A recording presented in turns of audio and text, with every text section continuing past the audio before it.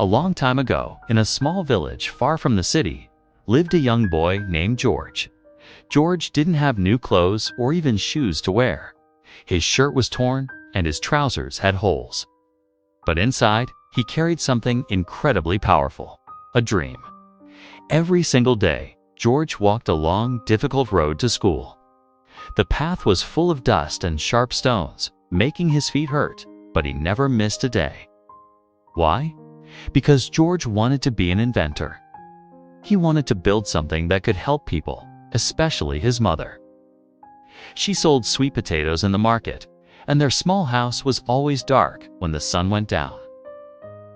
George's dream was to build a lamp for her, a lamp that could be powered by sunlight. He started his mission by collecting old wires, broken radios, and used batteries from the trash. At night, he'd sit outside, trying to piece them together to create a solar lamp. His first attempt failed. The battery smoked and burned a hole in the paper on his table. He tried again. The second one wouldn't charge. He tried a third time just before the school's science contest, but it broke. The other children laughed at him. "You should just sell sweet potatoes like your mother," one boy mocked. "You'll never make anything," said another. For a moment, George felt a wave of sadness wash over him. He wanted to cry, to give up. But he didn't. He remembered his dream.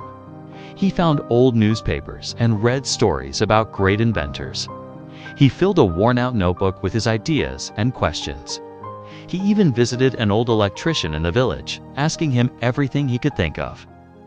The old man saw the fire in George's eyes. "You really want to learn, don't you?" he asked. George nodded eagerly.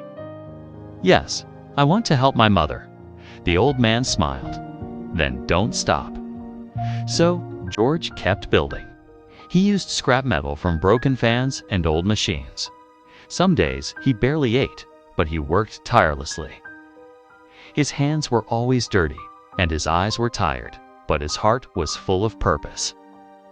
Then, one day, everything changed. The school teacher announced that a rich merchant was coming to visit. He was looking for a young inventor to support, one talented child to sponsor. The classroom buzzed with excitement. When the merchant arrived, he spoke about talent and innovation. George sat quietly in the back, feeling small. But then, his friend Maya whispered, "Try again, George. This is your time." That night, George worked harder than he ever had before. He carefully fixed the wires and tested the battery. He held his breath and waited. And then, a soft glow appeared. The small lamp stayed on. It worked. The next day at school, other students showed off their drawings and fancy toys. Then, it was George's turn. With shaking hands, he took his lamp out of a small box. "This is my solar lamp," he said, his voice trembling slightly. He switched it on. The room filled with a bright, steady light. The judges looked at each other, stunned. The merchant walked closer. "Where did you get the parts?" he asked. George looked up and said simply, "From the garbage." A wide smile spread across the merchant's face. "This," he announced, "is exactly what we are looking for." George won the prize. His story was in the newspaper. The poor boy who built light from trash. He received a scholarship to a better school, and his small solar lamp. It began lighting up homes all across his village. Children could now read at night. Mothers could cook safely in the light. And George, he just kept building. This story teaches us a powerful lesson. In life, you will face failure. People might laugh at you or tell you to stop. But true winners aren't those who never fall. They are the ones who get up every single time. Maybe you've tried something and failed. Maybe people made you feel like you weren't good enough. But if you hold on to your belief and keep trying, you are so much stronger than you think.